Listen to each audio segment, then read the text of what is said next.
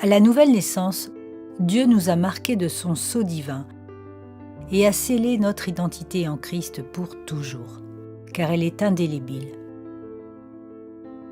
Même lorsqu'il nous arrive de tomber, la marque reste toujours là. C'est la raison pour laquelle nous finissons toujours par nous relever pour continuer notre course. Certains pensent que si Dieu ne nous lâchera pas de sa main, nous pouvons par contre nous-mêmes en partir. Mais c'est un mensonge de l'ennemi, car aucun de ceux qui ont été marqués du sceau de Dieu ne pourrait le faire. S'ils en ont éprouvé l'envie à un certain moment, ils en ont été incapables, parce que Dieu ne leur a pas permis.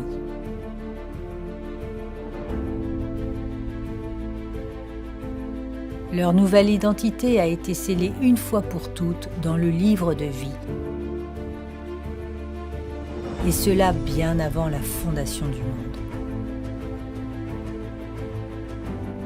Le mot scellé indique que c'est une fermeture hermétique. De plus, seul celui qui en est habilité peut retirer le scellé qui a été posé. Et dans le cas présent, le seul qui puisse le faire, c'est Dieu lui-même. Cela est rassurant pour tous les enfants de Dieu. Car même si l'apôtre les met en garde de ne pas attrister le Saint-Esprit, ils ont l'assurance de lui appartenir pour toujours.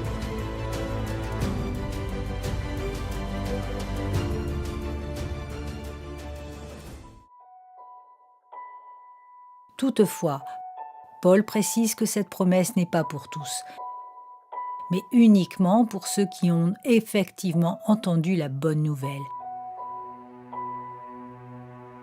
qui se sont dépouillés de leur ancienne nature, qui ont été renouvelés et ont revêtu l'homme nouveau.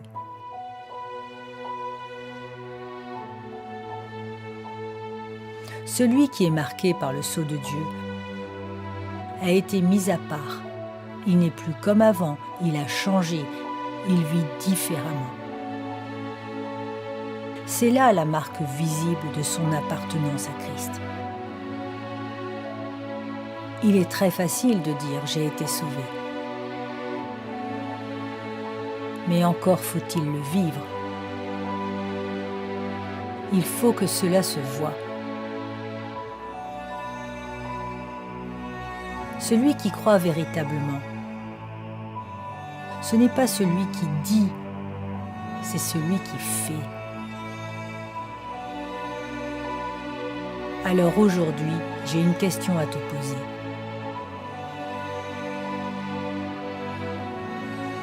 As-tu reçu le sceau de Dieu ?